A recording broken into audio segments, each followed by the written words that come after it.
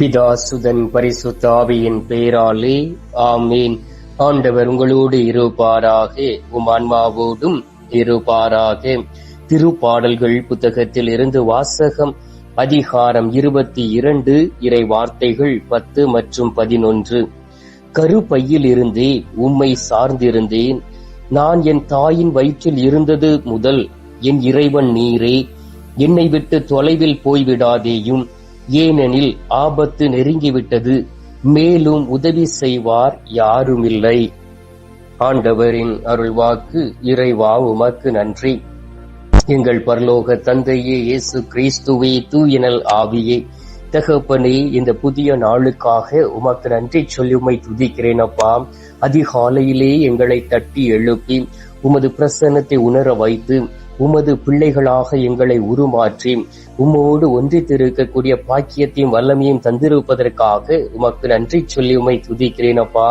நாங்கள் சோர்ந்து போய்விடக் கூடாது என்பதற்காகவும், நாங்கள் இந்த உலகத்திலே நிம்மதியை இழந்துவிடக் கூடாது என்பதற்காகவும் வல்லமையாக அனுதினமும் உமது வார்த்தையின் வழிவாக எங்களோடு கடந்து வந்து எங்களை ஆசீர்வதித்து எங்களுடைய கலக்கங்களை எடுத்து மாற்றி ஒவ்வொரு நாளும் பெயர் சொல்லி அழைத்து அதிசயங்களையும் அற்புதங்களையும் செய்யக்கூடிய அன்பு தெய்வமே, உம்மை ஆராதிக்கின்றோம். ஆண்டவராகிய இயேசு கிறிஸ்துவை, நாங்கள் இந்த உலகத்தில் வாழ்வதும் இருப்பதும் உமது கிருபையினாலே. நீர் எங்களை தாங்கிக் கொள்ளவில்லை என்றால் எங்களால் இந்த உலகத்தில் வாழ முடியாது. நீர் எங்களோடு கூட இல்லை என்றால், எங்களுக்கு பக்க பலனாய் இல்லை என்றால், எங்களால் எந்த ஒரு காரியங்களையும் செய்து இந்த உலகத்திலே அமைதியோடும் சந்தோஷத்தோடும் வாழ முடியாது. எனவே அனுதினமும் அதிகாலையிலே உம்மை நோக்கி ஜெபிக்கும் பொழுது வல்லமையான உமது பிரசன்னத்தினால் எங்களை நிரப்புவீராக. ஆண்டவராகிய இயேசு கிறிஸ்துவே, பெரியவரே, உன்னதரே, பரிசுத்தரே, நீர் எங்களை விட்டு தொலைவில் போய் விடாதபடி ஆபத்து நாட்களிலே எங்களுக்கு அருகில் நீர் கடந்து வந்து எங்களுக்கு உதவி செய்து இந்நாள் வரை எங்களை வழிநடத்திய அன்பு தெய்வமே, உமக்கு நன்றி சொல்லி உம்மை துதிக்கிறேன் அப்பா. ஆண்டவரே, அதிகாலையில் மட்டுமல்ல பகலிலும் நாங்கள் மன்றாடுகின்றோம். நீர் எங்களுக்கு பதில் கொடுக்கின்றீர். இரவு நேரத்திலும் உம்மை நோக்கி நாங்கள் ஜெபிக்கின்றோம். நீர் எங்களுக்கு அமைதியை தருகின்றீர், நல்ல தூக்கத்தை தருகின்றீர், நல்ல பாதுகாப்பை கொடுத்து எங்களை வழிநடத்தி கொண்டு இருக்கின்றீர். அதற்காக உமக்கு நன்றி சொல்லி உம்மை துதிக்கிறேன் அப்பா. எங்களுடைய குடும்பத்தை இந்நாள் வரை பாதுகாத்து நோய் நொடியில் விழுந்தாலும் அதிலிருந்து தப்பிக்க வைத்து எங்களை வாழ வைத்துக் கொண்டு இருக்கக்கூடிய அன்பு தெய்வமே, உமக்கு நன்றி சொல்லி உம்மை துதிக்கிறேன் அப்பா. சிங்கத்தை போல சாத்தான் எங்களை சூழ்ந்து வரக்கூடிய வேளையிலே அந்த சிங்கத்தின் பிடியில் இருந்து எங்களை தப்புவித்து பரிசுத்த வாழ்க்கை வாழ எங்களை வழிநடத்துபவரே, உம்மை ஆராதிக்கின்றோம். ஆண்டவராகிய இயேசு கிறிஸ்துவே, நீரே எங்களுக்கு வலிமையாக இருக்கின்றீர். எங்களை விட்டு நீர் தொலைவில் செல்லக்கூடிய தெய்வமாக இல்லை. அனுதினமும் நீர் எங்களுக்கு துணை செய்ய கடந்து வருகின்றீர். இந்த நேரத்திலும் கூட உம்மை மட்டுமே நாங்கள் நம்பி இருக்கிறோம் அப்பா. அநேக முறை உம்மை விட்டு வழி விலகி சென்றும் புற தெய்வங்களை வழிபட்டு இருக்கின்றோம். குறி சொல்கிறவர்களை தேடி சென்று இருக்கின்றோம். ஜாதகம் பார்க்கிறவர்களை தேடி சென்றும் ஆண்டவரே அதன் பிடியில் விழுந்து உமது கரங்களில் இருந்து நாங்கள் வீழ்ச்சியுற்று இருந்திருக்கின்றோம். சாத்தானுடைய கரத்தில் வீழ்ந்திருக்கின்றோம். நல்ல நாள் பெருநாள் பார்த்து இருக்கின்றோம். அமாவாசை பௌர்ணமி பார்த்து இருக்கின்றோம். பெயரை வைத்து குறி கேட்டு இருக்கின்றோம். கையில் உள்ள ரேகைகளை வைத்து குறி கேட்டு உமது மகிமையும் ஆட்சிமையும் இழந்து சாத்தானுடைய பிடியில் விழுந்து அசுத்தமான வாழ்க்கை வாழ்ந்து கொண்டு இருந்த நாட்கள் உண்டு தகப்பனே. இதுவரை அதை சொல்லி பாப சங்கீர்த்தனம் செய்யாதபடி அலைந்து திரிந்த நாட்கள் உண்டு. இந்த நாளிலும் எங்களுடைய பாவங்களை நீர் மன்னிக்கும்படியாகவும் முடிவில்லா அந்த வாழ்வை நீர் எங்களுக்கு தரும்படியாகவும் ஆண்டவரே, உம்மீது நம்பிக்கை வைத்து நாங்கள் ஜெபிக்கின்றோம். உமது பரிசுத்த ரத்தம் இந்த நேரத்திலே யாரெல்லாம் என்னோடு இணைந்து ஜெபிக்கிறார்களோ அவர்கள் மீது ஊற்றப்படுவதாக. ஒவ்வொருவரையும் பரிசுத்தப்படுத்திடுவீராக. ஒவ்வொருவரையும் நீர் பாதுகாத்துக் கொள்ளும்படியாக ஜெபிக்கிறேன் அப்பா.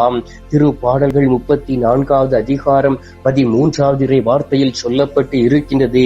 தீ சொல்லி நின்று உன் நாவை காத்திடும், வஞ்சக மொழியை உன் வாயை விட்டு விலக்கிடு என்று. ஆம் தகப்பனே, தீச்சொல்களில் இருந்து எங்களை நீர் பாதுகாத்துக் கொள்ளவும். ஆண்டவரே, எசையா தீர்க்கதரிசியின் நாவை தொட்டு தீச்சொல்களில் இருந்து அவரை பாதுகாத்து பரிசுத்தப்படுத்தி உமது வார்த்தைகளை வைத்து உமது வார்த்தைகளை அறிவிக்க உதவி செய்ததை போல ஆண்டவரே, இந்த நாளிலும் நீர் எங்களை தேடி வந்திருக்கின்றீர். மதிநுட்பமுள்ள பிள்ளைகள் யாராவது உண்டா என்று அலைந்து தெரிந்து கொண்டு இருக்கின்றீர். எனவே எங்களை புனிதப்படுத்தி பலப்படுத்திட வேண்டுமாய் மை நோக்கி செபிக்கிறேன் அப்பா. இந்த அருமையான நாளிலும் நேரத்திலும் கூட அநேக பிள்ளைகள் நெருக்கடியில் இருப்பதை பார்க்க முடிகின்றது. அநேக பேர் உடைந்த உள்ளத்தோடுமை தேடி வந்திருக்கிறார்கள், நைந்த நெஞ்சத்தோடுமை நாடி வந்திருக்கிறார்கள். என் ஆண்டவர் எனக்கு உதவி செய்ய மாட்டாராம்? என் ஆண்டவர் என்னுடைய குடும்பத்தை காப்பாற்ற மாட்டாராம்? என் குடும்பத்தில் இருக்கக்கூடிய தீங்குகள் பலவனமாக இருக்கின்றன, அனைத்தில் இருந்தும் என் ஆண்டவர் என்னை விடுவித்து என்னுடைய குடும்பத்திலே ஒரு சமாதானத்தையும் அமைதியும் தர மாட்டாராம்? என் ஆண்டவரை மட்டுமே நான் மேன்மைப்படுத்துவேன். இதுவரை மனிதர்களை மேன்மைப்படுத்தி அலைந்த நாட்கள் உண்டு. அவை அனைத்திலும் இருந்து நான் திரும்பி என் ஆண்டவரை மட்டுமே நான் மேன்மைப்படுத்தி அவருடைய பெயருக்கு களங்கம் விளைவிக்காமல் வாழ்வேன் என்று சொல்லி உம்மை தேடி வந்து ஜெபிக்கக்கூடிய ஒவ்வொரு பிள்ளைகளுடைய மன்றாட்டை நீர் இந்த நேரத்தில் கேட்பீராக. ஆண்டவரே, உமதுடைய கண்கள் நீதிமான்களை தேடுவதை போல இந்த நேரத்திலே ஒவ்வொரு பிள்ளைகளும் உம்மை தேடி வந்திருக்கிறார்கள். அவர்கள் ஒவ்வொருவரையும் தொடும், அவர்களுடைய ஒவ்வொருவருடைய வார்த்தைகளையும் நீர் ஆசீர்வதித்து அவர்களுக்கு பதில் கொடுக்க வேண்டுமாய் மை நோக்கி செபிக்கிறேன் அப்பா. திரு பாடல்கள் 40வது அதிகாரம் 17வது வார்த்தையில் சொல்லப்பட்டு இருக்கின்றது, நானோ ஏழை எளியவன், என் தலைவர் என் மீது அக்கறை கொண்டுள்ளார். நீரே என் துணைவர், என் மீட்பர், என் கடவுளே, எனக்கு துணை செய்ய விரைந்து வாரும் என்கின்ற வார்த்தையின்படி ஒவ்வொரு நாளும் தகப்பனே, நீர் எங்களுக்கு துணை செய்ய விரைந்து வருகின்றீர். நாங்கள் ஏழை எளிய பிள்ளைகளாக இருக்கின்றோம். எளியோரின் நலனில் அக்கறை கொள்பவரே, நீர் பேறு பெற்றவர்களாக இருக்கின்றீர். துன்ப நாளில் ஆண்டவரே, நீர் எங்களை விடுவிக்கின்றீர். எனவே இந்த நேரத்திலே யார் யாரெல்லாம் துன்பத்திற்கு உள்ளாகி இருக்கிறார்களோ, வேதனையோடும் கஷ்டத்தோடும் வாழ்ந்து கொண்டு இருக்கிறார்களோ, வேலை செய்த இடத்திலே அவமானப்பட்டு இருக்கிறார்களோ, குடும்பத்திலே அவமானப்பட்டு இருக்கலாம், நல்ல வேலை இல்லாமல் தவிக்கலாம், பல வகையான சோதனைக்கு உட்பட்டு இந்த நேரத்திலே மனம் தளர்ந்து போய் இருக்கலாம். ஆண்டவரே, இதனால் உம்மை தேடாதபடி உலகத்திற்கு பின்பாக சென்று பாவ பழக்க வழக்கங்களில் ஈடுபட்டு வாழ்ந்து கொண்டு இருக்கலாம். அப்படிப்பட்ட பிள்ளைகளை உமது கரத்தில் ஒப்புக் கொடுத்து செபிக்கிறேன் அப்பா.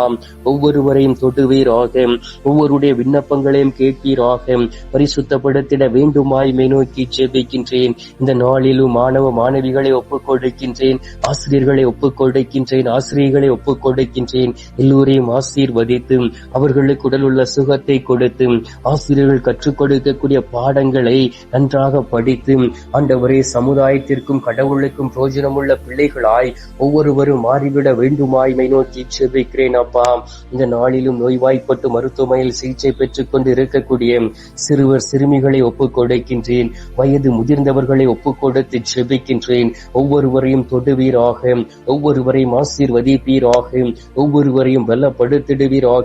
பலவீனங்களை எடுத்து மாற்றி உன்னத பலத்தோடு என் ஆண்டவர் கொடுக்க வல்லமையோடு வாழக்கூடிய பலத்தையும் வல்லமையும் இந்த நாளிலே நீர் தந்துவிட வேண்டுமாய் மை நோக்கி செபிக்கிறேன் அப்பா.